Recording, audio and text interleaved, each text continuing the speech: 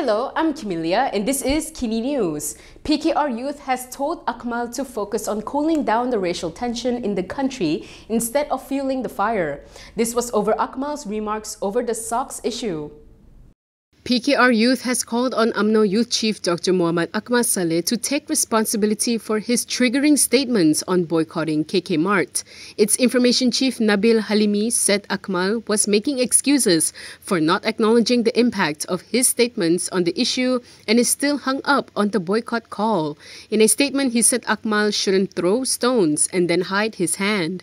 He added that in our diverse society, a political leader should focus on cooling down the racial tension, not adding fuel to the fire. Nabil said young leaders must be radical in uniting the country instead of tearing the social fabric built on the solid foundation set by the country's founding fathers. Akmal has been one of the main proponents for a boycott to punish KK Mart after socks bearing the word Allah were found at 3 outlets in Selangor. The uproar against the convenience store chain has led to 2 firebombing attempts in Perak and Pahang. While Akmal has condemned the attacks, he also maintained his call for a boycott. He said a detailed investigation of the attacks must be carried out before pointing fingers. A DAP leader also commented on the matter. Sheikh Umar said he had no problems with Akmal's desire to defend Islam. However, he said Akmal's approach may unwittingly sow the seeds of extremism. DAP Central Executive Committee member Sheikh Umar Bagharib Ali has voiced concern over Umno Youth Chief Dr Muhamad Akmal Saleh's handling of the recent KK Mart controversy. In a statement today, Sheikh Umar warned that it could foster extremism and is contrary to Islamic teachings which encourage good dialogue.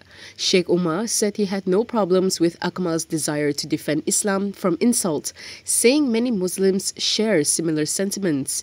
However, he said it is dangerous as under the guise of defending the sanctity of religion, Akmal's approach may unwittingly sow the seeds of extremism.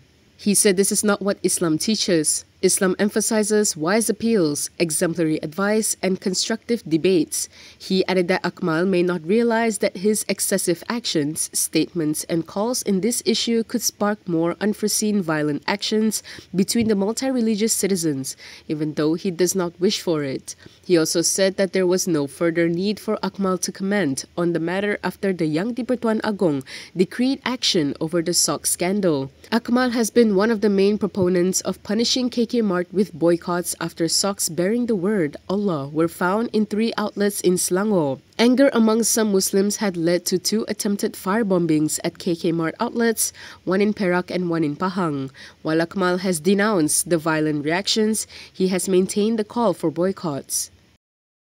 The Yang di-Pertuan Agong said today that his honeymoon period is over and reiterated that he wanted to see a crackdown on corruption during his reign.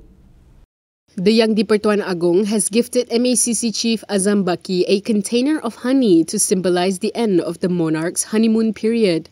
The gift also came with an order.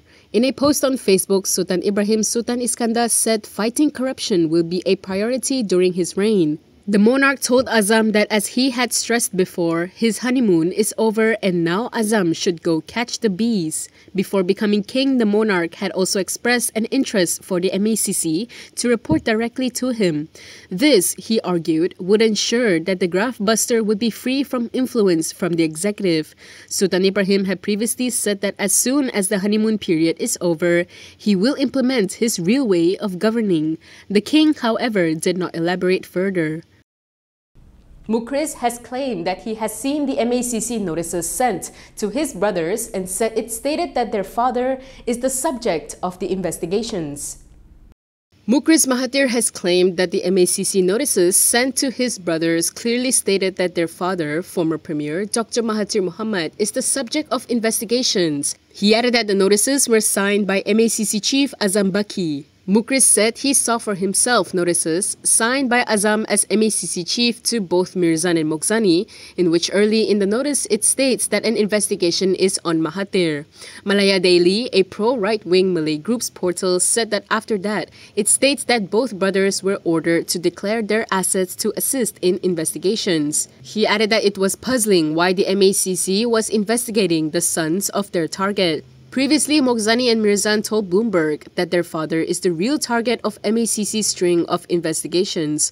When asked about it, Azam said he had to check the facts before getting back to the media. In January, the MACC ordered both Moghzani and Mirzan to declare their assets dating back to 1981, the year Mahathir became Prime Minister. Both were known to be active in the business world. Fahmi has announced that a pro-Pakatan Harapan portal will be investigated. This is over an article they carried on the Sultan of Pahang, which was misreported. Communications Minister Fahmi Fadzil said that investigations will be opened against a portal that had irked the Sultan of Pahang. This was over a report by Harapan Daily that alleged Sultan Abdullah Sultan Ahmad Shah had given a warning to PAS. While neither Fahmi nor the Pahang Palace named the portal, the headline cited, which was Pahang Sultan warns against PAS's practices, was an article published by Harapan Daily.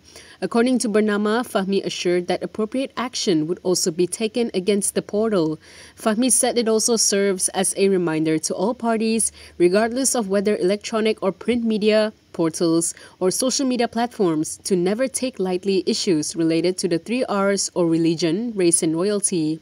On March 22nd, Harapan Daily had reported on an excerpt of a speech Sultan Abdullah gave, which was being shared on TikTok. However, the monarch did not mention PAS, as alleged by Harapan Daily in its report. The Pahang Palace, in a statement yesterday, decried the report as slanderous and maintained that the Sultan's speech was not directed at any political party. Following the royal rebuke, Harapan Daily retracted the article yesterday and apologized to Sultan Abdullah. Tengku Zafrul has quit as the Selangor UMNO treasurer. He said his resignation was effective immediately. Tengku Zafrul Abdul Aziz has announced his resignation as the Selangor UMNO treasurer effective immediately. In a statement on his Facebook page, the Investment, Trade and Industry Minister said the Selangor UMNO chapter has sometimes gone astray from the aspirations of the party's central leadership. He said he had witnessed firsthand how the UMNO president and the national leadership continuously chart a path for the party's revival at the federal level. However, he said no matter how great the central planning is, the implementation happens at the state and lower levels. Tengku Zafrul said he cannot comment on other states, but for his state of Selangor, the implementation has been insipid and at times not aligned with the central theme. As such, he said if he can't bring about positive change, then it would be better for him to resign and make way for a better candidate. However, he said he would maintain his post as Kota Raja UMNO Division Chief and as an appointed Supreme Council member. Zafrul also stressed that it was important for UMNO to improve its presence in Selangor.